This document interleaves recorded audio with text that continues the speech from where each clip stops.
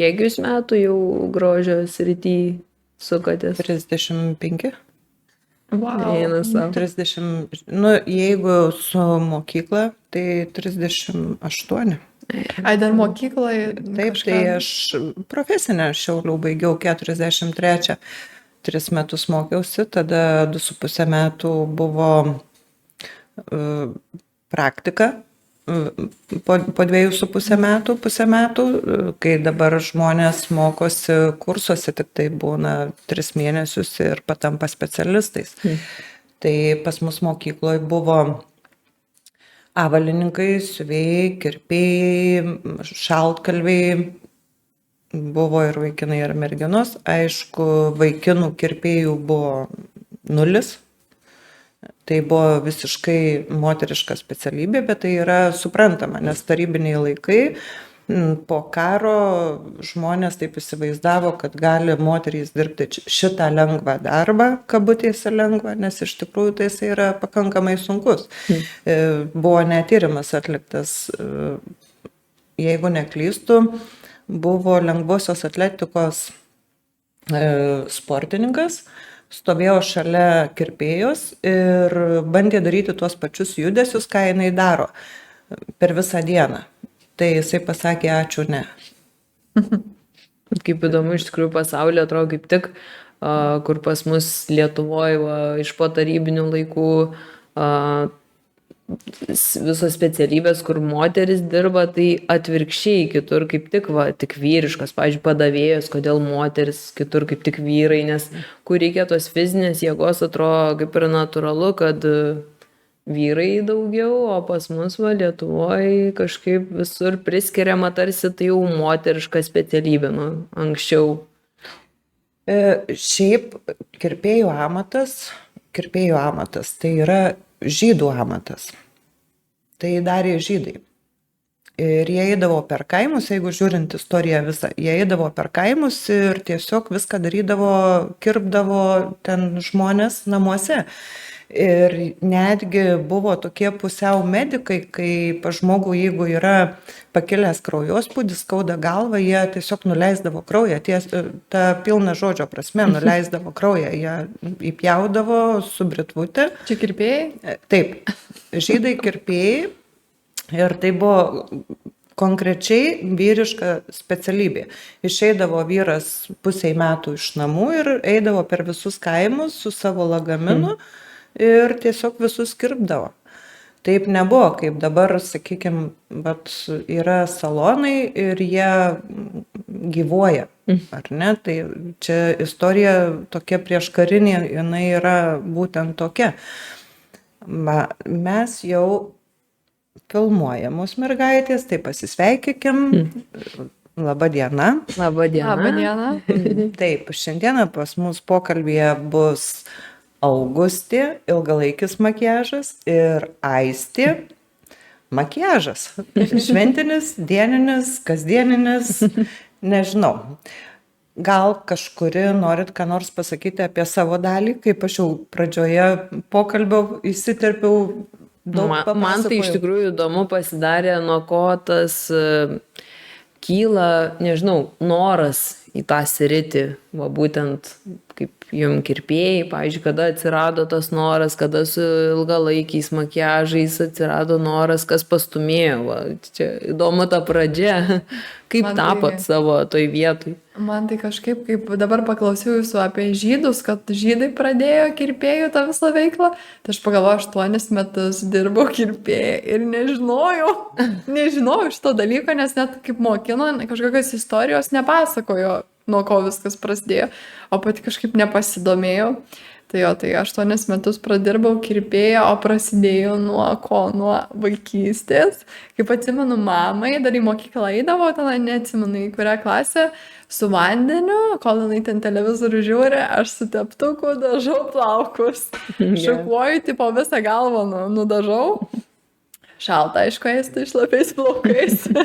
Bet man taip turbūt viskas ir prasidėjo. Pada visokios šukuosenos ir jau pajaučiu, kad, man šitas reikalas. Tai taip prasidėjo kirpėja ir Ir galvoju, dar vienas dalykas, ką puikiai atsimenu, tai mokykloje, kaip vesdavo mokytos pamokas, aš labai kreipdavau dėmesį į tai, kaip jos atrodo. Nužiūrėdavau ten į plaukus, galvodavau, kaip aš padaryčiau, kaip aš jas perengčiau, kaip aš su vis pagarbą mokytojo, kaip padažyčiau. Tai turbūt visas šitas vaikystėje atsirado ir ačiū Dievui, kad mama pastebėjo ir leido, niekada nestabdė, o visada skatino, nesvarbu, ką aš turbūt būčiau pasirinkus. Tai taip labai greitai po 10 klasių ėjau mokintis kirpėją. Į kursus, va tos, kaip jūs sakote, 3 mėnesių, greičiausiai tokia ir buvo. 3 mėnesių pasibaigiau tos mokymus, pasibaigiau to pačiu ir 12 klasių, bet jau 17 jau dirbau kirpėją. Tai buvo tikrai faina užsidirbti pinigų papildomai, kai dar mokykloje esi, bet praėjo 8 metai ir perėjau į permanentą.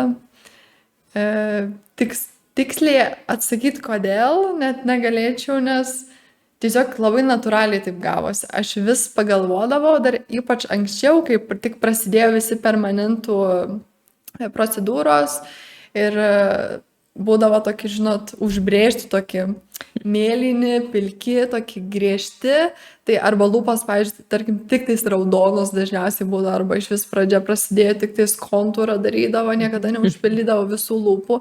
Ne, dabar iš tikrųjų turiu klienčių, kurios ateina darytis lūpų permanentą, ilgalaikį makiažą ir sako, o tai čia visas lūpas užtušuoja. Sakau, nu taip, nes sako, anksčiau tai tikrai darydavo tik tais kontūrą visiškai. Tai žodžiu, va, taip pat pastebėjau ir man atrodydavo tada, kad, nu, nelabai atrodydavo įdomi procedūra, bet ne tokia, kur aš labai norėčiau daryti, nes nėra taip gražu. O vėliau su laiku einant vis tobulėjo ir pastebėjau, kad ypač dirbau su kolegė, iš kurios ir mokinausi. Būtent šitą amatą pastebėjau, kad galima padaryti labai natūraliai. Nu, visiškai, kad tu žiūri į žmogų, jam padaryta jai ten ir antakiai, ir lūpos, bet tu visiškai negali suprasti, kad padaryta permanentas. Tai man tikrai labai patiko. Aš tada pati pasidariau pasę ir antakius, ir lūpas.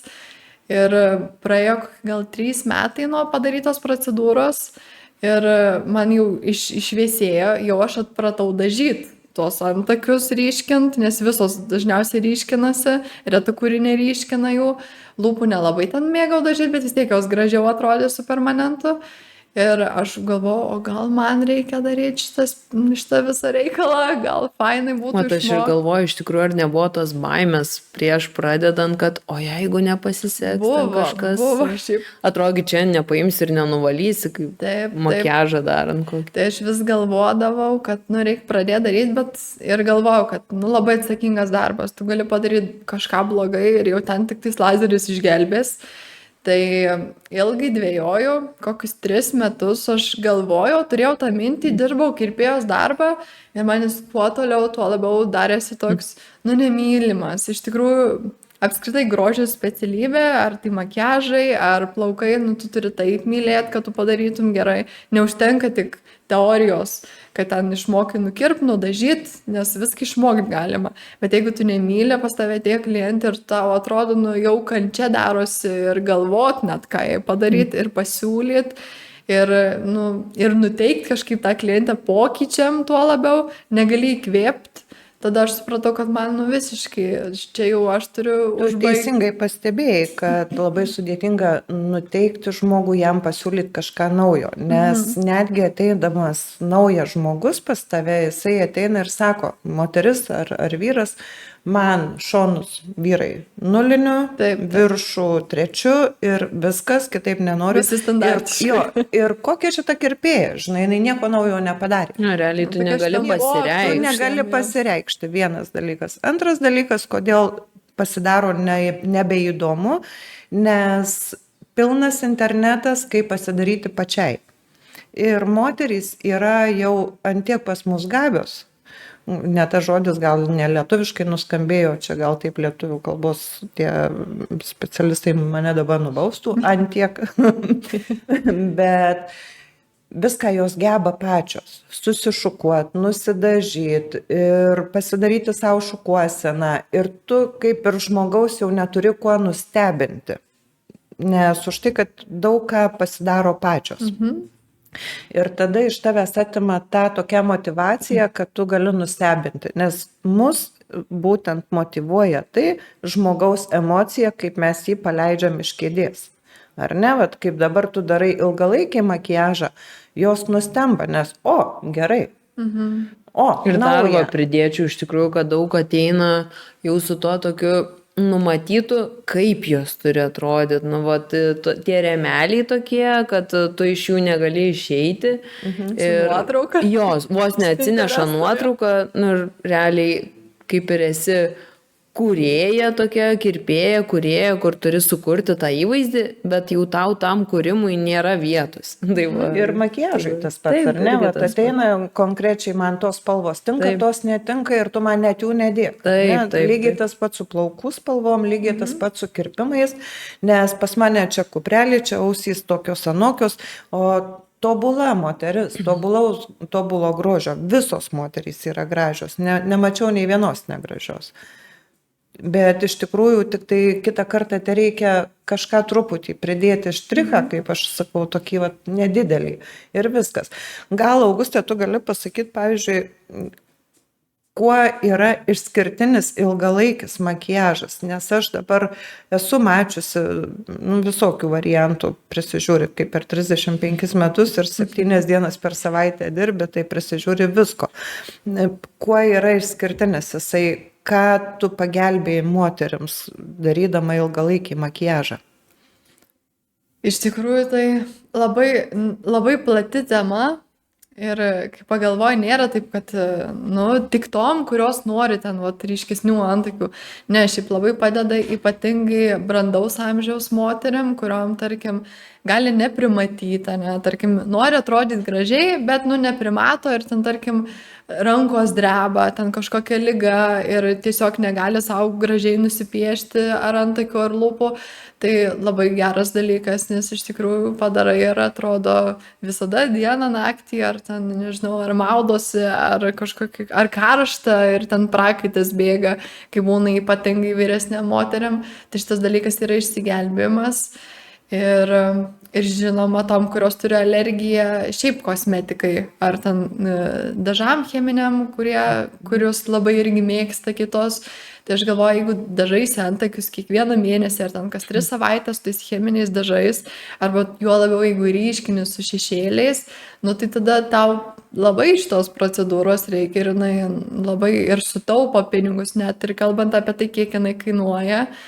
Gali pasirodyti, kad nepigi, pakankamai prabangi procedūra, bet kai pagalvoji, kiek tu investuoji šiaip kasdieną juos tvarkytis ar kas mėnesį pasidažyti ir kaip tas dažas atrodo nenatūraliai ir vis tiek ne taip kaip permanentas, tai pasirinkimas geras visom, tuo labiau ir lūpom, tarkim, tom, kurios neturi spalvos, turi gražias lūpas, jos putlios, turi gražią formą, bet ten nuo puslelinių ar tiesiog pigmentas jų yra išėjęs, tai galima net padaryti tokį ilgalaikį makiažą, kad atrodytų labai natūraliai, bet tiesiog pilnesnės lūpos atrodytų. Ir spalva gražiai. Taip, ir spalva. Žinoma, galima ryškiau, visada galima ir antakius ryškesnius, ir lūpas, kad ir raudonas daryti, ten pasirinkimas spalvų begalė, nes dabar visokiausių yra pigmentų prikurta, ir geresnės, ir blogesnės sudėties, ir tų, kurie išsilaiko ilgiau, ir tų, kurie išblunka greičiau. Tai pasirinkimas didelis ir manau gali kiekviena atrasti, kas jai tinka. Žinai, aš dabar prieš 2 dienas gal paskaičiau tokį socialiniuose tinkluose, buvo gal feikinis, nežinau, ir greičiausiai įtariu, kad feikinis buvo straipsnelis parašyta, tiesiog postas įdėtas, kad gali sukelti pigmentai ligas, živ, infekcijas visokias, bet būtent pigmentai. Ką tu apie tai galvoji? Pigmentai nesukels, nes pigmentai tiesiog, aišku, reikia atsirinkti pigmentus, kurie yra kokybiški, kuriuose ten nemažiau yra, tarkim, kenksmingų kažkokių metalų ar kažkokios kitos sudėties, bet gal labiau higiena procedūros gali, jeigu nehigieniškai specialistas dirba, jis ten, nežinau, net neįsivaizduoju, gal yra tokių, kurie nekeičia adatų, bet adatos yra vienkartinės, kiekvienam klientui jos vis kitos naujos, viskas steriliai, tai neturėtų taip atsitikti, čia labiau išimtiniai gal atvejai. Ir kita medalio pusė ES reikalavimai yra tam tikri, kur turi būti tos medžiagos iškeltos, kenksmingos ir bet kurioje chemijoje, aš manau vis tiek toks dalykas neišsilaikys. Aiste, o žiūrėk dabar ilgalaikis makiažas, kaip šventiniam makiažui padeda ar apsunkina? Labai priklauso iš tikrųjų, koks tas ilgalaikis makiažas, nes yra tekę turėti klienčių, kur ateina su, tarkim, labai, kaip pasakyti, prasilenkiančiu su bet kokiu natūralumu, tarkim, antakiu, kur nors ten vos ne vidury kaktos, ploni, melsvi. Pagrindė iš tikrųjų bėda būna su antakiais, čia kas anksčiau yra pasidarę, jau prieš kokius 10 metų ir daugiaugi buvo tie, kaip ir minėjo kolegė, pirmieji antakiai. Tai jeigu viskas padaryta saikingai, kad ir lūpos ryškesnės, ten antakiai nėra kažkokie mėlyni ar kažkokie tokie, kaip normaliai žmogus neatrodo, tai tikrai niekas netrukdo. Ir aišku, dabar jau tikrai viską galima ir užmaskuoti pakankamai neblogai, kadangi yra didelis pasirinkimas priemonių visokių makiažo, tai net ir tuos pačius mėlynus antakius jau kiek įmanoma tikrai ten iš jų galima išspausti tikrai neblogą rezultatą. Bet jau dabar šiais laikais, kai yra lazeriai, tikrai labai daug kas jau išsinaikinę ir kažkaip jau nebepastebiu tokių moterų, kam jau reiktų tos pagalbos išnaikinant. O dabar žiūrėk spalvos, jos derinamos makiažo dabar prie ko nors, ar tiesiog daugiau daroma taip, kad paryškinti veidą tik tai, o ten šešėliai, lūpos, buvo momentas, sakykime, kad buvo ten prieš gal 15-20 metų, kai prie batelių lūpdažį derino. Jo, iš tikrųjų, tai ypač vyresnės gal moteris iš tų senų laikų pripratę, kad mano suknelė mėlyna, tai jau dabar čia jau mane dažys mėlynais šešėliais. Ir aš kažkaip mėgstu labai išeiti iš tų rėmelių, kaip ir prieš tai minėjau, kad tikrai daug klientų būna su savo rėmais. Tai kad reikia leisti fantazijai pasireikšti. Tai mano mėgstamiausia dalis yra, kad kai ateina klientai su rėmais, kad visiškai išlaisvinti jų fantaziją, atsipalaiduoti. Pirmiausia, negalvoti, kaip ten, kas man čia su kuo derės. Ir kad tiesiog, realiai aš makiažą derinu prie to žmogaus asmenybės, prie veido, prie tono spalvų. Tai nėra, kad dabar reikia derinti mėlyną suknelę, mėlyni šešėlį ir panašiai. Tai bandau ir klientis iš tikrųjų taip išlaisvinti nuo to tokio, kaip jos turi ten atrodyti, kad čia reikia būtinai kažką derinti. Kartais gali tiesiog toną, kad šiltas su šiltu tonas derės ir tiek užteks. O žiūrėk, dabar vakarinis makiažas ir fotosesijai makiažas. Kokie skirtumai gali būti, negali būti? Dažniausiai tai iš tikrųjų klausimas nuotakos makiažas. Kuo skiriasi nuo tiesiog, nes gal dabar jau, nežinau, taip nebeklausia, bet anksčiau būdavo kažkaip aktualu klientėms, tas naujoms klientėms. Kuo skiriasi tas būtent nuotakos makiažas nuo proginio makiažo. Netgi buvo viena kita, kuri nauja klientė, kuri užsirašydama sakė, kad ten proginis tiesiog makiažas, o iš tikrųjų buvo nuotakos, nes norėjo gal staupytos ten 1 eurų. Tai iš tikrųjų aš darau makiažus visus taip, kad jie laikytųsi ar nuotakai, ar ten vakariniai, ar fotosesijai. Kaip tikrai kartais girdžiu, sako, nuotakos makiažas tai jau turi išsilaikyti ten 2 dienas, ten nežinau, atrodė taip, kaip ką tik išėjus iš salono, o jau ten kitas makiažas, nu tai, žodžiu, mažiau kainuoja, tai jam nėra tokių visokių sąlygų aukštų. Aš asmeniškai manau, kad bet koks makiažas turi išsilaikyti kuo įmanoma ilgiau, nesvarbu, ar tai yra nuotakos makiažas, ar, nežinau, tiesiog į vestuvės eiti kaip svečiai.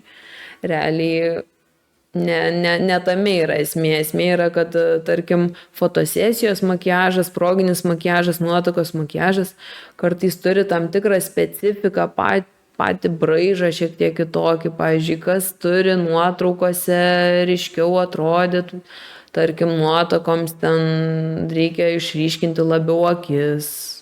Tiesiog fotosesijai pačiai reikia apskritai daugiau makiažo ryškesnio, negu kad elementariai proginiam kokiam makiažui, nes aišku, fotosesija irgi nelygi, ar ten tiesiog kokia rockstar vos ne su kokiais ten kietais drabužiais, ar kokia nėščiosios fotosesija. Bet esmė ta pati, kad reikia šiek tiek ryškesnio makiažo. Proginis makiažas tai gali būti pats įvairiausias. Ten tikrai yra klienčių, kurios gi nesidažo, ateina, bijo net į tušą, tarkim, tai ten tikrai reikia padaryti taip, kad tas žmogus jaustųsi kaip Patogiai, gerai. Jo, patogiai, kad nesijaustų nei su kaukė, nei kažkoks apkrautas, kad nesijaustų kaip kitas žmogus. O nuotaka turi tiesiog tą dieną švytėti, irgi turi, kaip pasakyti, labai svarbu ta komunikacija. Tai čia kaip ir kiekvieno darbe kliento su meistru, kaip jie nori jaustis, kaip atrodyt, tai visada yra tas labai svarbu ryšys. Išsiaiškinti. Taip, tu gerai pastebėjai, kad būna tų tokių užsirašymų, tiesiog proginis, yra buvę ir su šukuosenom, taip, sako, man tiesiog reikia šukuosenos ir po to atsisėda į kėdę, aš šiandien jaunoji ir tu pasiskyrus laiko, 40 minučių maks valandą, o jaunai kaip faktas visada reikia daugiau, nes visas žvilgsnis yra būtent į jaunąją, jai reikia būtent laiko daugiau skirti, viską tvarkingai padaryti, kad jinai žiūrėdama į nuotraukas ir po 10 metų ir sakytų, o kokia aš buvau vis dėlto savo tą dieną graži. Nes tas toksai požiūris, kad ai, čia brangiau kainuoja, čia aš sutaupysiu 10 eurų. Galiu paantrinti šitą, kad tikrai taip yra. Irgi yra buvę. Taip, kad ateina ir sako, man čia biškutį garbanos tokias, čia aš turiu tokią segę. Ta segė čia iš šono man įsėkėt ir aš sakau, o kokią progą pas jūs? Nuotaka. Bet mes tik susirašom. Tai būna, ne? Jo. Tai tikrai yra buvę čia prieš COVID-ą, tai aplamai buvo toksai momentas. Iš tikrųjų, tai žmonės neįvertina to, kad tu atiduodi visą širdį, ar ne? Nes iš tikrųjų mes atiduodam širdį. Taip. Ta akimirka, kol šukuoji, kol darai, tu atiduodi visą save. Atiduodi savo laiką, savo mintis ir taip toliau. Ir tu nori, kad tas žmogus tą dieną jaustųsi ypatingas nuo iki. Kaip išeitų pati geriausia savo versija ir tą nuotaiką tokią palikti jam. Ir tai jau prasideda kūryba ir tada žmonės būtent to neįvertina. Jiems atrodo, tai, viršelis, kas čia tokio. Kaip su dieniniu makiažu? Aišku, ilgalaikiai pasidarius makiažą, ar ne, ką dar reikėtų moteriai uždėti tokio, kad, jinai tikrai atrodytų, vau, visą dieną. Tai dieninis makiažas iš tikrųjų pastebėjau, dauguma moterų į tą žiūri labai rimtai, kad čia reikia daug tų priemonių įvairių. Svarbiausia yra pudra, žodžiu, užmaskuoti veidą. Tiesiog visko reikia ir dažniausiai, kai pašnekam su klientėm, man negaila niekad patarimų kažkokių duoti. Tai viskas yra iš tikrųjų žymiai paprasčiau. Pradėkim nuo to, kad pirmiausia reikia rūpintis odą, kuo daugiau odą ten pridrėkinti, pasirinkus priemonės pagal savo odos tipą. o tada tos kosmetikos iš tikrųjų reikia daug mažiau. Tai va svarbiausia kasdieninė makiažė būtų odos paruošimas, būtent drėgmė. Tada svarbiausia yra paakiai, aš sakyčiau, netgi turbūt numeris 1 visam veide, nes turbūt esat matę, kai, nežinau, tikrai iš tetų, ypač kaip aš turiu daug tokių pavyzdžių, kaip anksčiau būdavo įprasta dažytis, tai, nu, ten koks jau, va, kaip sakydavo, ružas, skaistalai, pieštukas aplink akis juodas, tušas ir eina moteris, pakeipamėlė, ten kokios kraujagyslės visur šviečia, tokie išbliškus, bet va, koks skaistalas toks dar ciklameno spalvos, aplink akis apvarvės pieštukas. Na, tai iš tikrųjų taip pradėkim nuo to, kad veidas turi būti skaistus, sutvarkyti paakiai, tai užtenka tikrai mikro lašelio, tiesiog gero maskuoklio, va, į tą irgi rekomenduoju painvestuoti. Antakiai sušukuoti tvarkingai ir jeigu reikia ten kažkur užpildyti šiek tiek, tai realiai va, arba ilgalaikio makiažo pagalba tikrai tuo atveju pagelbėja, arba šešėlio, tušas, nes realiai dieniniam makiažui nelabai turbūt daugiau kažko reikia. Šiaip blakstienų laminavimas turbūt dar irgi gelbėja visam tam dieniniam įvaizdžiui. Taip, iš tikrųjų, tai tikrai pati esu. Papildymas, kaip prieauginimas blakstienų. Arba blakstienų prieauginimas. Gerai, nes pati turėjau, kadangi man su tušu visada yra problema, pasidaro pandos makiažas iš karto. Tai šituo atveju tikrai padeda laminavimas arba priaugintos blakstienos natūralios. Taip, tikrai iš tikrųjų va, būna moterų tipas, kurių vokai tokie labai linkę atsispausti, labai riebaluojasi, nesusigeria gerai kremas vokuose ir tiesiog bet koks atrodo tušas atsispaudžia, aišku, nekalbant apie profesionalius, nes profesionalus tai yra jau tam skirti, ten vandenį atsparus, bet ar mes kasdien tokį naudojam? Tikrai ne, manau, ir tuo labiau, kad jie ir brangiai kainuoja ir po to vakare tą vandenį atsparų ir nusivalyti sunku, tai tikrai iš tikrųjų kartais pagelbėja tos procedūros. Vakar galvoju, nuvažiuosiu, nusipirksiu pravedimą būtent, va šiandien dienai ir nusipirkau vandenį atsparų ir pabandžiau pasidažiau ir su niekom nenuvaliau, net jau ir bandžiau ir su spiritu, ir su servetėlėm, ir su veido prausikliu, tai turbūt ir su tušu tai būtų. Jo, iš tikrųjų tai tikrai ne visos moteris žino, kad vandenį atsparią kosmetiką reiktų nuvalyti su tokiu specialiu dvifaziu valikliu, aliejinis toks būtent, tai va. Nu, aliejai visada gerai ir jie visus dažus nudažo. Nes esu girdėjus iš tikrųjų, kai klientės kartais būna neinformuojamos ir tušą bando nusivalyti ir nusitrina vos ne su visom blakstienom. Taip, tai vat būtent tas, kur vandeniui atsparus, tai aš taip įsivaizduoju, kad ir blakstienom tikrai nedžiaugsmas yra. Taip. Retkarčiais panaudoti viskas gerai, bet kasdieną. Kadangi reikia taisyklingai mokėti nusivalyti.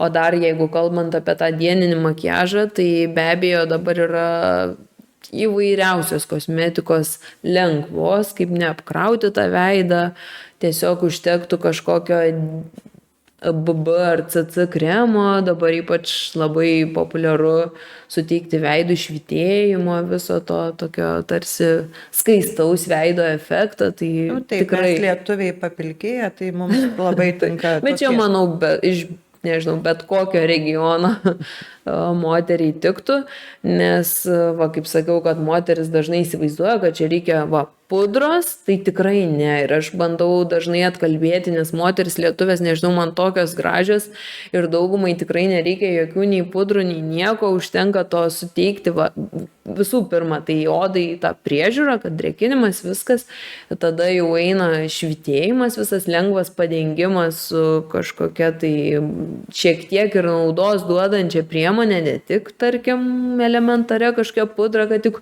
užmaskuotą veidą tokį padaryti kaip popieriaus lapą.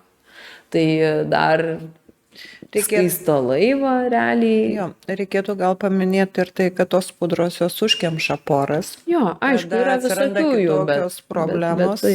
Bet didžioji Nes dalis. tikrai galiu pasakyti, mes grožio meistrai, mes žiūrim į produktų sudėtis, analizuojam. O eilinė moteris, nei jinai ten supranta tos ten kokius 100 tų pavadinimų sudėtyje, tikrai ne visos skaito, dažniausiai pažiūri Instagramo story, kur rekomenduoja kažką influenceriai ir tą patį. Taip, gerai maskuojant, tai realiai svarbiausia yra, kad užmaskuotų ir viskas. Tai aš bandau tai pasakyti, pakalbėti, kad žiūrėtų į tą naudą veidui, kad daugiau rūpintųsi ne tik kaip atrodo, bet kaip iš tikrųjų yra tas veidas be makiažo, kad nesusikoncentruoti vien tik tai kaukę realiai. Taip, tai iš tikrųjų labai norėtųsi užduoti ir žiūrovams klausimą, kokiu patirčių turit arba klausimų būtent specialistėm, jeigu yra tokių klausimų arba kažkokių įdomių įvykių buvę su šiais dalykais, kaip makiažais ilgalaikiais ar šiaip makiažais, pakomentuokit, parašykit, užduokit klausimus, mes juos būtinai atsakysime. Dabar, Augustė, žiūrėk, kaip tu galvoji, jeigu, sakykime, aš noriu labai ryškių lūpų, bet dirbu grožio srity, tai normaliai, ar ne? Čia mes visada stengiamės būti su šukuosenom ar pasišiaušusiom, ar ne? Bet, sakykime, moteris dirbanti tokiam darbe, kur jinai turėtų atrodyti pagal darbo etiketą, tai pakankamai kukliai. Tu bandai jas perkalbėti, ar aiškinies iš viso, ar tiesiog darai, ką jinai paprašo ir viskas. Raudonos lūpos, juodi antakiai. Kadangi aš esu už tokį labiau natūralumą, kad kasdienai, turbūt nei vienai nesinori atsikelti su raudonom lūpom. Keistai turbūt atrodytų. Tai aš vis tiek visas stengiuosi, jeigu yra tokių, kurios nori ryškiau, stengiuosi kalbėti, daryti švelniau, nes pasidažyti ryškiai mes galim bet kada nusipirkti lūpdažį ir pasidažai. Aš galiu paantrinti, iš tikrųjų, aš buvau pasidarius permanentą tiek antakių, tiek lūpų, tai man padarė meistrė taip gan ryškiai, nes tiko prie veido tuo metu, jau aišku, daug metų praėjo. Tada madoji buvo turbūt. Jo, ir kaip ir sakai, kad iš tikrųjų pasidažyti ryškiai, gražu ir viską, bet, pavyzdžiui, permanentas, kartais moteris to neįvertina, kad jisai ten, kad praeis metai, 2 metai, 3 metai, kad tas ryškumas ir atsibosti gali, ir aplinkybės keičiasi, ir gali ir darbas pasikeisti, ir tiesiog nusibosta, tai turbūt irgi dažnai tenka dėl to ir atkalbėti.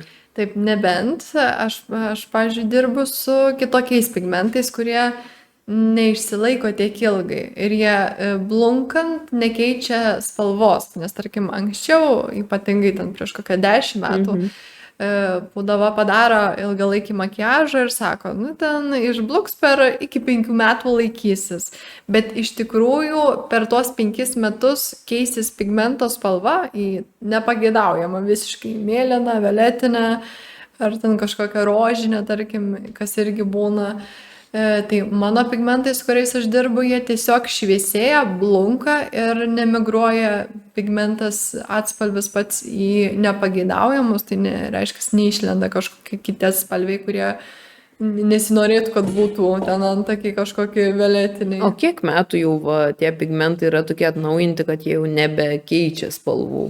Tiksliai atsakyti negaliu iš tikrųjų, bet jau manau 10 metų tai tikrai bus. Tai aišku, prieš 10 metų didžioji dalis gal Lietuvos nebuvo pasiekę, čia pas mus daug dalykų ateina pavėluotai, gal dabar jau dažniau pas mus tos naujovės pasiekia greičiau, bet būtent tie pigmentai, su kuriais aš dirbu, tai būtent iš savo mokytojos, su kuria kaip kolegė, kol kirpėja dirbau, kartu dirbom, tai pati išbandžiau, pasidariau savo antakių permanentą, lūpas ir pamačiau, kad tikrai praėjo 4 metai, man išbluko ir nieko neliko, tiesiog šviesėjo toks lengvas šešėlis, gal šiek tiek buvo likęs antakių ir lūpų.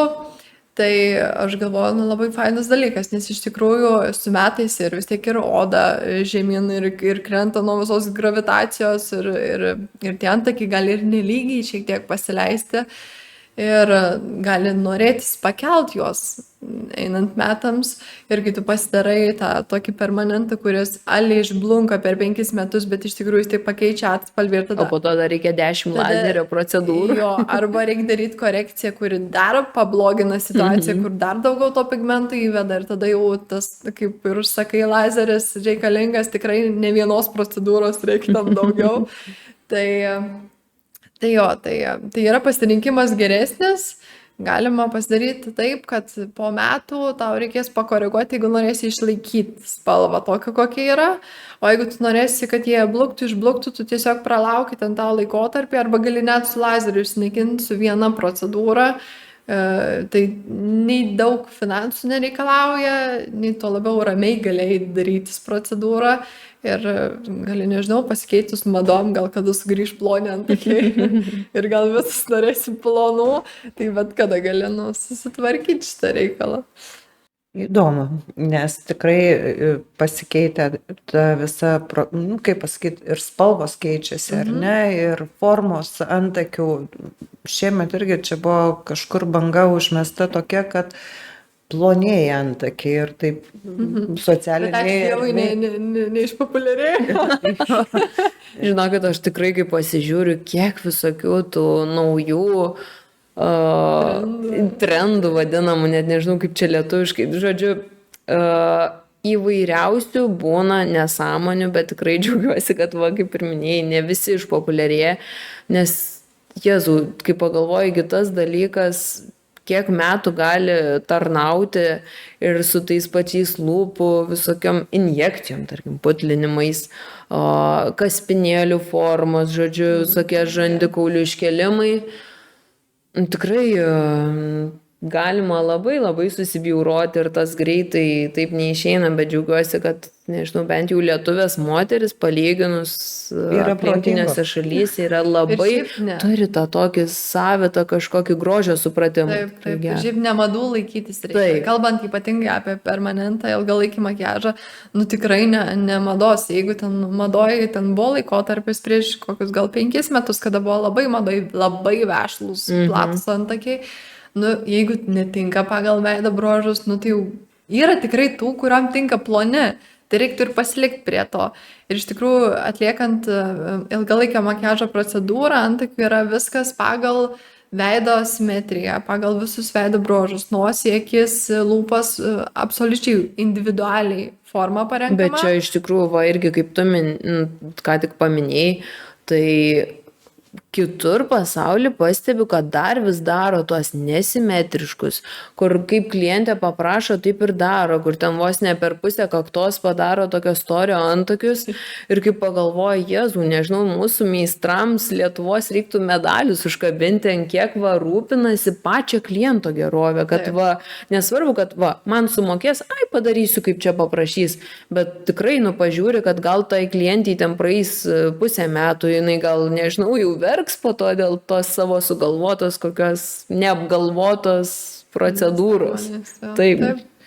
Lietuviai meistrai visų sričių yra superiniai ir sakau, aš jau ne vieną kartą čia džiaugiausi podcastuose šituose mūsų, kad labai labai džiugu, kad jie yra labai atsakingi, labai žiūri, ką daro tiek su blakstienom, tiek su antakiais, tiek su ilgalaikiu, tiek su plaukais. Ne visi yra tokių, net visada būna, bet palyginus. Supranti, kaip yra. Neklysta tie, kurie sėdi ant sofos ir kritikuoja visus. Suklysti, padaryti blogai, nei vienas nenori. Jeigu pavyko kažką padarė ne taip, tai tikrai nereikia pykti ant meistro, jisai stengiasi, jisai darė, ne ta diena. Taip, abi rankos nenori blogai padaryti, be abejo. Ką padaryti, jeigu atsikėliau ir abi rankos kairės šiandien? Tiesiog. Būna. Taip. Būna. Stengiasi, darai ir tu matai, net šukos iškrenta iš rankų. Aš galvoju, Vilma, jum per tiek metų nebuvo to tokio, kad išsikvėpimo, o gal jau čia atėjo taškas, nežinau, nebuvo tokių momentų lūžių. Ne, nes mano darbas tai yra daugiau hobis. Ir čia yra labai blogai. Nes per daug. Matome. Per daug darbo. Jo, čia yra labai blogai, kenčia nuo to šeima, kai visi sako, žinai, jeigu tavo darbas bus hobis, tai tu čia nedirbsi, mėgausies. Mano dušiai tai yra vau, mano piniginiai yra ne vau, mano šeimai yra toli gražu ne vau. Kodėl? Todėl, kad aš daug ką bandau, daug ką darau, pasikviečiu žmogų, sakau, žiūrėk, aš noriu pakeisti tave. Jeigu žmogus sutinka, aš darau dažnai tai už savikainą, tai darau dažnai minusų savo, bet nes tai yra man. Bet taip ir tobulėjom realiai. Bet tai yra man. Taip. Tai nuo kas kenčia? Šeima ir mano piniginė. Vaikai turbūt nesidžiaugia, kad mama turi hobį tokį. Bet šiaip yra nuostabu realiai, kad darbas yra hobis.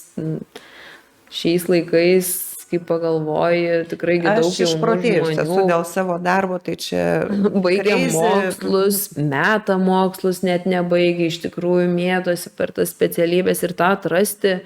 Nu, realiai, kai tu jau mokyklai vos neturi žinoti, ką tu darysi. Tai va, taip kaip jums Stop. pasisekė. Čia šitas dalykas, tai pas mane buvo nuo to, kad kai aš buvau kokių 7-8 metų, prisimenu puikiai, mama sako, tavo darbas šiandien yra sutvarkyti namus. Nuo ko aš juos pradedu tvarkyti? Nuo lėlių šukuosenų.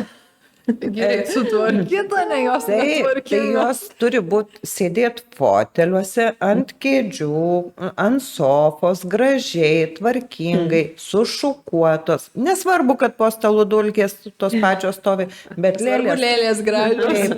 Taip, mat čia buvo mano visa pradžia. Kaip tu klausai, nuo ko prasidėjo, tai mano būtent nuo lėlių. O pirmas, kas man labiausia buvo irgi įstrigę, tas, kad kaip mama grįždavo iš kirpyklos ir jinai grįždavo visada, fantastiškai graži. Fantastiškai, jinai su kita šukuosena ir aš labai tuo mėgavausi ir galvodavau, kaip faina, bet aš irgi Manau, noriu. kad jūs tą pagaudavot iš tikrųjų tą emociją, va Taip. kaip žmogus išeina iš salono. Taip, Aš visada su mama važiuodavau kartu pas jos kirpėją ir aš plaukus gaudavau sušluot.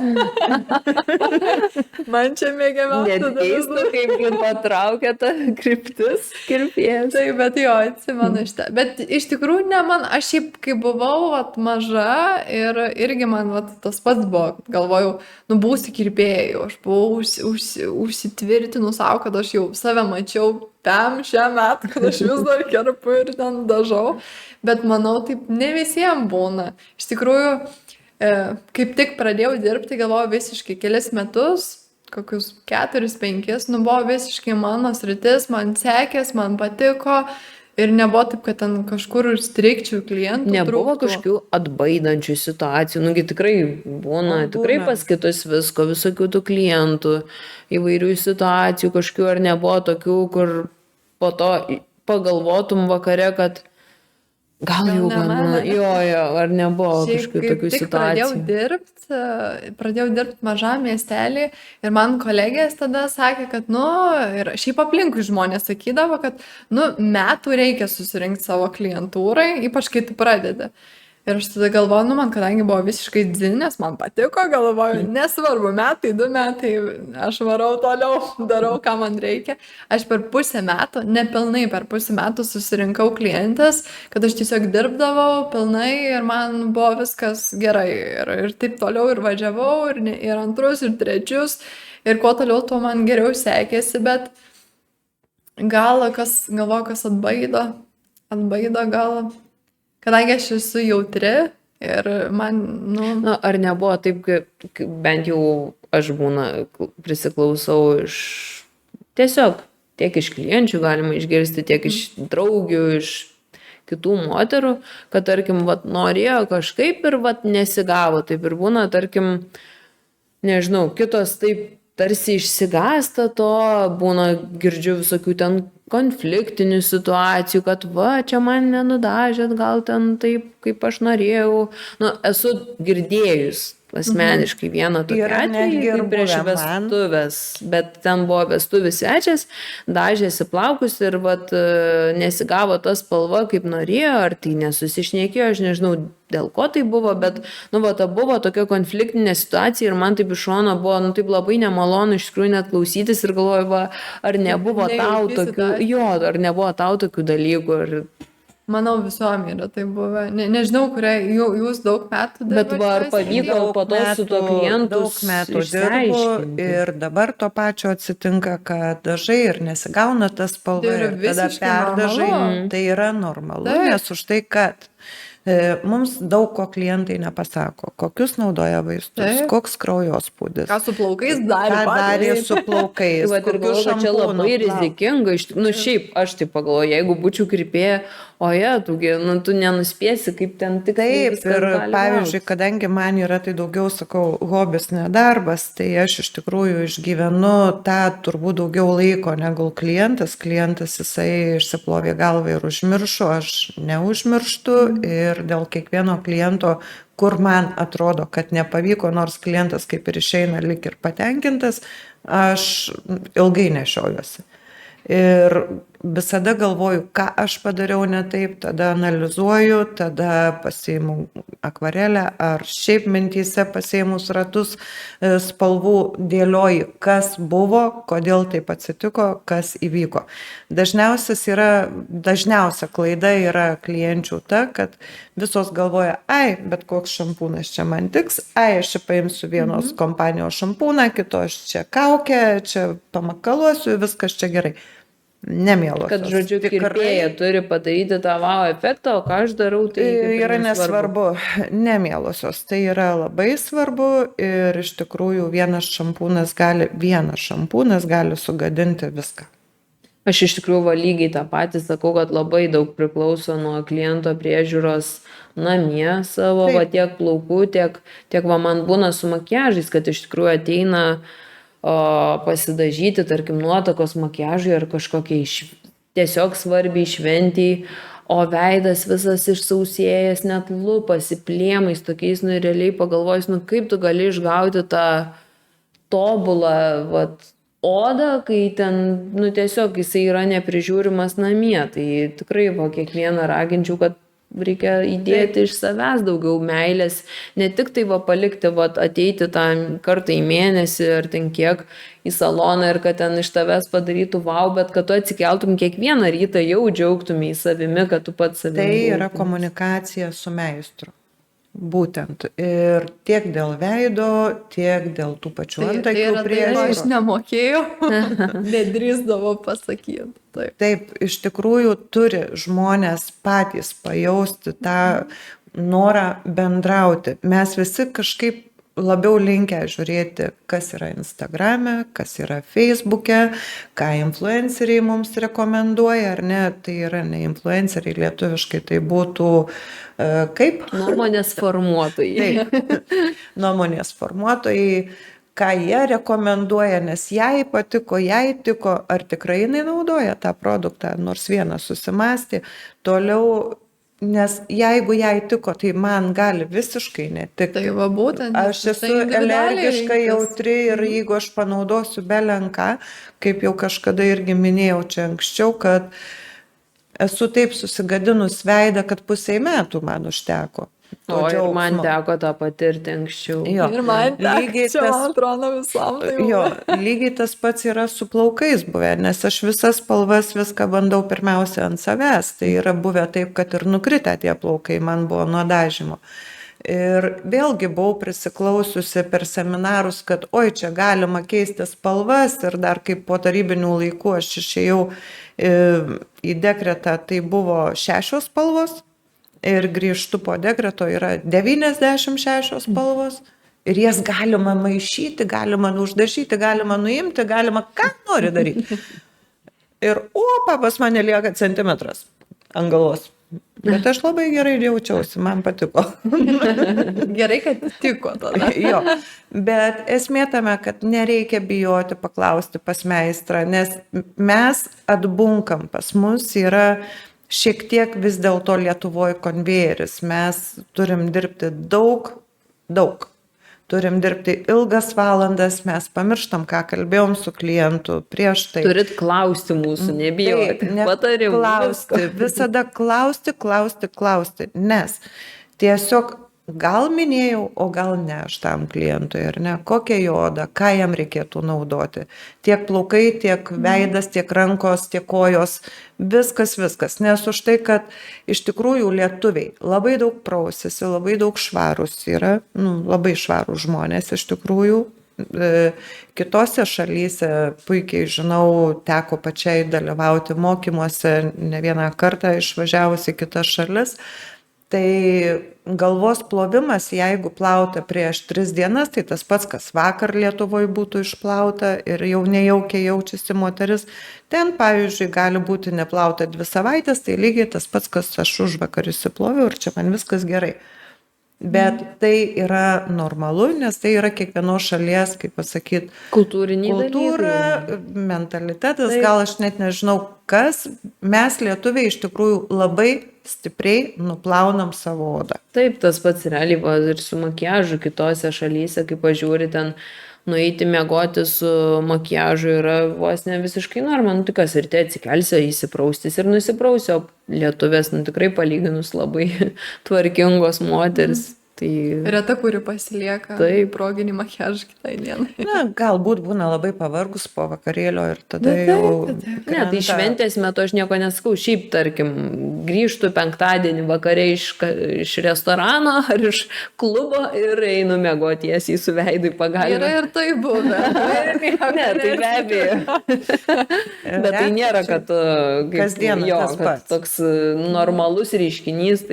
Tai aš nežinau, iš tikrųjų, žiūrėk, Aiste, o dabar makiažui, sakykime, šventiniam, ar ne, būtina blizgučiai dar vis, ar čia vėlgi daugiau teminis turi būti? Sakyčiau, pirmiausia, išsiaiškinu su kliente, ar ji apskritai mėgsta blizgučius, tai čia toks numeris 1. Man šiaip labai patinka viską išsiaiškinti, nes tikrai būna įvairių tų nuostatų, kad man netinka blizgučiai arba man netinka matinis makiažas. Tai blizgučiai realiai, juos galima panaudoti tikrai daug kur, tik viskas priklauso nuo jų kiekio, galbūt nuo spalvų. Yra tokių, kurie ten vos nepermatomi ir juos galima net kasdien panaudoti. Tai proginiam makiažui realiai galima padaryti nuostabų makiažą tiek matinį, tiek su blizgučiais. Viskas priklauso nuo, tarkim, užkritusios akys, mes jas atveriam, padarom gražiai matinį, tarkim, makiažą, uždedame blakstienų ir jokių blizgučių netrūksta. Dabar žiūrėk, dažnai klientė sako, noriu makiažo, kiek laiko užtruks? Valandą, pusantros. Aš tai pasidažau per 10 minučių. Esu girdėjus daug kartų, kad mane praeitą kartą tai pusvalandį dažė ten. Dar valandą, pusantros dar nėra taip labai jau ir ilga, aš esu girdėjęs tikrai yra, būna kas ir 2 valandas daro makiažą, tai tiesiog aš tai mėgstu paklausti, kiek laiko turi žmogus, nes kad nebūtų tokių po to nesusipratimų, kaip ir kažkada yra klausę, o tai ne 40 minučių. Tai aišku, yra meistrų visokių, yra meistrų, kurie tikrai daro gerai, bet jie daro, tarkim, padaro per nepilnai valandą, per 45 minutės. Tai be abejo, turbūt rankos miklumo klausimas, to tokio kruopštumo, aš asmeniškai esu iš tų krapštukų, kurie kiekvieną tą smulkmenėlę ten krapštysis, darys iki to. Realiai ten iki vakaro, man atrodo, galima tobulinti. Jo, aš galvoju, kad nežinau, gal tiesiog, kad man visada patiko piešti, tie visokie smulkus darbeliai tokie, tai aš galėčiau tą makiažą ir 5 valandas daryti. Tai bet šiaip man asmeniškai proginį makiažą užtrunka padaryti iki 1,5 valandos dažniausiai. Tuo labiau, kai ir nuotakos iš tikrųjų, ir kai ateina ypač naujas klientas, tai vis tiek užtrunka laiko tas aptarimas, būtent ko mes norim, kas patinka, nepatinka, visa veido rutina pradžiai, tai tikrai nėra taip, kad ateina, sėda į kėdę ir pudra iš karto ir viską. Tikrai viskas prasideda serumai, visokias bazės, žodžiu, tas visas makiažas nuo tokių pačių pagrindų pradedamas ir viskas užtrunka laiko. O kaip dėl nuotakų bandomo makiažo? Visos dabar jau ateina? Oi, šiaip tikrai ne, bet galbūt, gal, kad aš turiu tą tokį savą ratą jau ištikimų klienčių, tai jos žino, poreikio. kad jo, nėra poreikio, žino, ko galima tikėtis, bet iš naujų klienčių, tai sakyčiau, koks 80% galbūt jau taip prisiderina bandomą į makiažą, kokį net dabar populiarėja bandomasias fotosesijas daryti prieš vestuvės, tą fotografą naują išsibandyti. Arba mergvakariui, pavyzdžiui, tai aš rekomenduoju dažniausiai, jau kai kreipiasi dėl bandomojo makiažo, kad sakau, pažiūrėkit, kada turit kokią progą ir kad prie to pačio, kad nebūtų tiesiog grįžta namo ir žiūri televizorių visą kraštį. Bet šiaip, manau, daug ramiau turėtų nuotaka. Taip, viską. Taip, va dėl to aš rekomenduoju, kad tiesiog jau tą šventės dieną nestresuoti. Atsisėda, jau užsimerkia. Aišku, vis tiek mūsų darbas, va tiek kirpėjų, tiek. Ir su permanentais tas pats. Labai daug įeina tos psichologijos, kad būtent kai šventė kažkokia labai svarbi, kad nuraminti žmogų. Nes yra buvę nuotakų, kurios ir ašaroja ir labai jaudinasi ir dreba. Vienai ten iš to viso streso, žodžiu, kad tiesiai iš salonų išvažiavo su greitąja į ligoninę, netgi va taip yra buvę, ten sveikatos problemos. Man irgi atsimenu, yra buvę, kad ir nualpsta, visokių situacijų būna. Tai va, pirmiausia, ta psichologija tikrai daug žaidžia. Taip, tą reiktų paminėti, kad ypatingai tie meistrai, kur dirba su šukuosnom, su makiažais, jų darbas, dar realiai, kai moki pinigus, tu moki ne tik, manau, už ten makiažą, šukuosną, čia labai svarbus ir už tai, kad jisai tą dieną, gal jam ten ta diena iš tikrųjų nėra labai gera nuotaika, gal kažkas atsitiko, bet jis atėjo į darbą ir jis turi palaikyti tą tokią gerą aurą, nuraminti. Tai viskas, energija, kurią tu atiduodi ir kurią iš tikrųjų reikia vertinti labai. Aš manau, čia labai svarbu, tikrai, nes būnagi meistrų tokių, aš bent jau esu girdėjus, kad ateini, kaip sako kartais moteris, sako, atėjau ir ta meistrė kažkokia tai buvo vos nepikta ir ten jaučiausi kalta vos ne, kad ten sėdėjau. Taip. Aš taip manau, kad realiai meistras neturėtų taip elgtis ir kaip tik mūsų darbas yra tą žmogų nuraminti, manau. Niekas nežino, kas ta meistrui buvo. Taip, bet realiai. Kas atsitiko. Aišku, ne visi moka tų emocijų savo neperteikti kitam. Nes kiekvienam yra gyvenimas, vyksta gyvenimas ir supranti, negali teisti nei kliento atėjusio pikto, nei meistro. Bet Vilma, ar jum yra buvę, kad tarkim ateina klientas ir jum tą dieną kažkas žiauriai buvo blogai ir jūs kažkaip negražiai su to klientu bendrautumėt, nes jum kažkas taip Man atrodo, aš visada tobulai bendrauju, bet klientai jie gali pasakyti patys. Bet taip aš ir galvoju, čia turbūt kiek tas darbas yra hobis, tada tu to nepriemi kaip darbo. Aš galvoju apie save, visada iš šono dažniausiai atrodo tokia rūstesnė, tokia gal piktesnė, nes aš tokia ramesnė būdom, nes tu tokia, kur labai plepėtų. Bet čia gal susikaupimas žaidžia. Gal nežinau, tai iš tikrųjų gal ir yra buvę tokių atvejų, kada ne visiškai tu nuotaikoji. Ir kad ateini dirbti ir nėra taip pat labai, aišku, tu stengiasi iš to, kiek tu jau turi savyje, tai tu jau stengiasi padaryti maksimumą. Bet nėra taip, kad, labą dieną, kaip čia net. Tarkim, aš būčiau klientės, bijočiau to permanentinio, oi, čia gal man kažkaip per daug, per ryškiai padarysit. Žinai, o nesakai, sės gulk padarysit. Jo, vos ne. Ai, ką čia nusišneki, vos ne gulk. Taip, tai aišku, ne, bet, kiekvieno gal to kliento, vis tiek visi skirtingi žmonės esam. Ir galim tiesiog ir aurą nesutap, čia yra, manau, visiškai ta energija, tokia, kai tu jauti, tas žmogus, kai ateina. Taip, nes mes kiekvieno žmogaus stovim biolauke. Taip. Mes stovim. Ir arba jisai mums tinka, arba ne. Arba mes tinkam tam žmogui, arba ne. Kas nori, tas tuo tiki, ar ne, kad ten yra tie biolaukai, energijos ir taip toliau, kas galvoja, kad čia, žinai, Aš X-Filai, šituo bet visiškai tikiu, nes būna ateina klientis, kurios pačios atsineša gerą nuotaiką ir atrodo diena nešviesesnė. Taip, taip. O būna tokių, kurios, pačios ateina, jos tyli, jos nelabai nori, Kur jau ateina ir jau Ką matai, kad jau paklausite? bus blogai, kad ir bet ką padaryti. Ar nieko nedarysi, ar tobulai padarysi. Ir, tai normalu. man būna dažnai, aš netgi klientai plaunu galvą ir jaučiu, kurią vietą jį skauda. Čia jau aukštas Vau. lygis. Bet rimtai. Įtampa ir- ta tokia. Jo, jinai Taip. būna įtampa ir sakau, jūsų labai tokia, jums skauda galva, ar ką, ypatingai vat, artimom klientėm tą sakai, kurios jau tave žino, tai sako, ragana, tiesiai šviesiai ragana, arba pasakai, kad tu ten plovai ne tuo šampūnu, arba miegojai ne namuose, nes tavo plaukai yra kiti, vanduo tiesiog pasikeitęs. Tai sakė, nuo manęs nieko negalima paslėpti klientai. Ai, tokie pagrindai, užsiminėt apie vandenį. Ir irgi galvoju, kad turbūt daugumai aktualu, kaip vanduo gali įtakoti plaukus, ten plaukų Labai stipriai. dažus, tarkim, pavyzdžiui, esu girdėjus, kad pas ką vanduo turintis daug geležies, ten Geltonė oranžinė ar bus, geltona oranžinė. spalva, va, Bus labai įdomu negraži nuo kiaušinio vandens. trynio spalva. Net realiai tokie kaip išsiplauni, išsidžiavini, tokie būna, net atrodo kaip nešvarus jaučiasi. Taip, taip.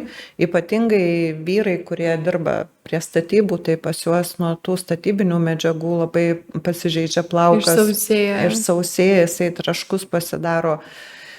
Bet kuris mūsų darbas iš tikrųjų, jisai turi įtakos plaukams, nes mūsų plaukai yra kaip magnetas, kaip ir oda, su makiažu jinai viską pritraukia. Viską pritraukia prie mūsų. Labai gerai pasijaučia, kai iškepam bandelę su cinamonu ir kai kepam namuose žuvį. Tai vat, ką duoda plaukai, tai ir parodo, kad būtent nuo mūsų taip ir kvepia. Tai ką mes dirbam, kur mes esam, viskas aišku. Kepėjas duona kvepia, statybininko plaukai elektros gavę. Taip, puikiai prisimenu, kaip ateidavo klientės ir tu jau jauterinai blynų šiandien kelia. Ar jį parūkė prieš ateinamą? Viskas užsiuodžia. Viskas lieka ant plaukų, ant odos ir lygiai tas pats ir su makiažu. Žiūrėk, jeigu kažkur neekspaltuota gatvė ar nepravažiavo automobilis, turim dar vieną sluoksnį. Papudruota. Papildomai. Aš šiaip norėjau paklausti, kaip manai, ar, pavyzdžiui, vis tiek visa aplinka yra užteršta, mes ten vaikštam, ypač mieste, net tas oras nėra toks jau švarus. Ar geriau būti be makiažo, tarkim, kasdien, kai tu būni, geriau būti be makiažo, ar geriau būti jau užsitepus tą pudrą, nes aš kažkur esu skaičius ar kažkur girdėjus, kad kartais net yra geriau būti pasidažius kažkokiu tais BB kremu, dar ypatingai jeigu su SPF, nes tu net gali apsaugoti odą, kai tu esi visiškai, tarkim, nepasidažęs. Šiaip realiai tai mūsų Lietuva yra palyginus pasaulyje Švari. labai švari. Jeigu įsijungtumėte oro kokybę žemėlapį, tai tikrai Lietuva ten žaliuoja visiškai. Tikrai nėra būtina, manau, ir nežinau, čia nebent reiktų gyventi kokiai Indijoje, Kinijoje ir kažkur panašiai, kad ten jau būtinai dengti, bet tikrai aš pati, pavyzdžiui, dabar, aš visada eksperimentuoju su kosmetika, labai mėgstu iš tikrųjų naujus visokius gaminius išbandinėti, tai pati kartais profilaktiškai panaudoju tokį kaip anti-pollution vadinamą nuo taršos, tarkim, BB kremą, tai bet ar realiai ta tarša pasireiškia ant veidų, tai manau, kad Lietuvoje tikrai ne ir tai nėra būtina. Saulė, ne? Jo, iš tikrųjų, reikia, pats svarbiausias dalykas tai saulės būtent apsauga, ką dar vis reikia priminti, iš tikrųjų dažnai, ypač jaunesniems moterims, merginoms. Ir ko klientis nenaudoja, aš Taip, jau tikrai vyresnės moteris pastebi, jau tokios būna prigazdintos kosmetologių, kad jau čia reikia naudoti. Taip, Taip, reikia naudoti, bet labai vėlgi reikia bendrauti su savo kosmetologu, kokį produktą naudoti. Taip. Nes yra tokių produktų, kurie tikrai gaminami iš naftos. Taip, ir tos kemša veidą, ir gleivelės dar tik tikrai blogiau nereikia padaro. ir Taip. dar blogiau padaro, negu kad, sakykime, gerą dalyką padarytų, ką turėtų padaryti. Tai dažnai būna, kaip aš mokiausi sudėtis pas chemijos dėstytoją, visas sudėtis šitų mūsų produktų. Tai sako, kai kurie produktai su saulės apsauga, ar ne, tai įsivaizduokit, tai palijo ir išsiliejo automobilio tepalas, tai jūsų veidas va tas. Oi, žinokit, tikrai taip ir ypač dėl ko tokia didžiulė tarša visų vandenynų, tai irgi labai prisideda visi saulės kremai, kurie yra cheminių pagrindų. Tai labai iš tikrųjų ir tiem visom žuvytėm, visom delfinam ir visai gyvūniai vandens ir viskas gereliai ir mum geriasi į vidų. Tai Bet tikrai kai reikia. nori, gali atrasti. Taip, jeigu yra noro, tai Švarių Ne, produktų. tai sakau, kad būtent su kosmetologais savo, su specialistais pasitarus, pasikonsultavus, tikrai visada atrasi. Tai lygiai tas pats yra galvos kalpo pilingai, kur taip pat yra plastikas dažniausiai sudėta. gal galime prisiminti ir keratininį tiesinimą, kaip nuostabiai gydo kabutėse plaukus. Aišku, yra dar kas ir dabar daro, bet iš ten esmės tas Irgi principas. Turi savo principą. Taip, atlikimo. tai yra Nėra principas, taip, kad kur visiškai negatyvas. čia tas pats, kas tu užmaskuoji veidą su kažkokia stipriai maskuojančia pudra, bet realiai tas veidas tavo nuo to nepasveikėja kažkaip. Tai va, tai pagrindas, žodžiu, vis tik būtų tikrai priežiūra visa veido, nuo saulės kosmetika ir apskritai dabar yra labai daug visokių išmanių tiek programėlių, tiek visko, kaip mes galim iš tikrųjų pasitikrinti tas sudėtis produktų. Tai aš asmeniškai irgi labai mėgstu nusiskenuoti barkodą su programėlė ir ten visas rodo sudėtis, kadangi aš nesu kaip Vilma ekspertas sudėčių. Ir aš ekspertas, aš Žinau, tikrai nemažai žinau, bet kartais būnant ten tokį sudėtis kilometrinį ir kol ten viską perskaitysi, tai tarkim, Tai jau tokį parduotuvėj nėra tiek produktą aš laiko. iš karto padėčiau iš šono. Tai va, Kur yra Kuo kilometrinė. daugiau, čia kaip su maistu. Taip, Kuo taip. ilgesnis sąrašas, tuo blogesnis taip. produktas. Tai va, tai tokį produktą jau aš iš karto padėčiau į šalį, arba kur yra parfumas labai aukštai, tokį produktą aš asmeniškai tai padedu į šalį, nes tam produkte bus apie 600 kvapų maždaug, jeigu jis yra bent per vidurį kažkur.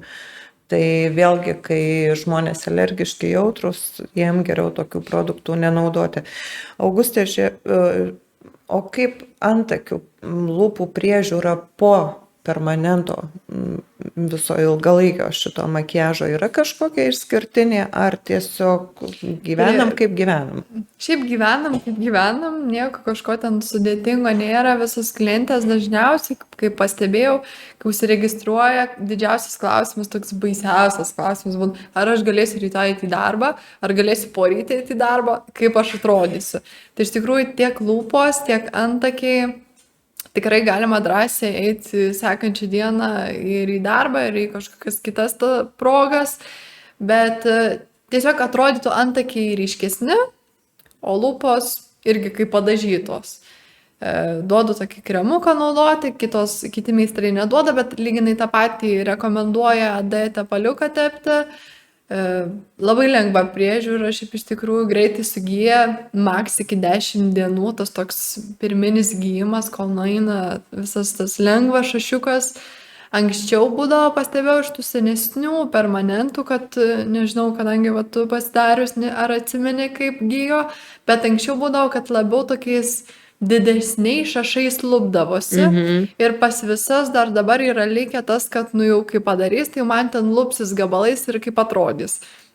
Bet iš tikrųjų dabar, kadangi jau yra technikos šiek tiek kitokios, adatos galbūt net kitokios, jų yra ir pasirinkimas adatų yra Bet gal ir tas begalė. gylis pats darimo irgi turbūt turi Taip, įtakos, be nes abejo. anksčiau buvo gan Anksčiau giliau darydavo. daroma, Pagal- arba tikrai pamenu, kad buvo tie šašiukai tokie storesni. Taip, ir tada gyjimas sunkesnis, toks ilgesnis, tai šiuo metu, kas dirba būtent naujom visom technikom, su gerais pigmentais, kurių sudėtis yra tikrai švaresnė, geresnė, tai tas gyjimas tiesiog lengvas, toks kaip tepi kremuku, tai realiai nueina toks lengvas, toks šešėlius tiesiog šviesėja antakiai, gali būti šašiukų kažkiek, bet labai taip minimaliai iš tikrųjų, kiek aš galvoju, kiek aš čia dirbu. 4 mėnesius, labai neilgai dar, bet iš klienčių dar nei vienos negirdėjau, kad labai jau gytų kažkaip negražiai. Visam tikrai ir lūpos, ir antakiai tiesiog gražiai, lengvai sugyja ir viskas su tuo tikrai kažkokių sunkumų nesudaro. O dabar žiūrėk, turiu puslelinę, ar ne, jinai pas mane tokia, agresyvi. Galima daryti? Kada yra puslelinė, žinoma, kad ne, bet kada jos nėra, tai galima daryti, rekomenduojam, aišku, čia mes kaip specialistai, ne gydytojai, negalim kažkokių vaistų gerti, tai mes tiesiog parekomenduojam išgerti ten tabletės, būtent kam būna puslelinė, kad sumažinti riziką, nes tiesiog būtų nemalonu. Dėl pačio pigmento pasišalinimo puslelinės metu, kada jinai atsiranda, irgi anksčiau sakydavo, kad pasišalina, dabar jau sako, kad nebūtinai priklauso nuo odos, gali ir tiesiog būti puslelinė, nemalonu, bet tas pigmentas išlikti, bet tam yra korekcija. Tai net jeigu ir atsiranda po permanento puslelinė, tai galima korekcijos metu viską patvarkyti, jeigu kažkur pigmentas išeina. O šiaip dar toks pastebėjimas, kad net tom, kuriam nebūna puslelinės, gan dažnai po permanento atsiranda jinai.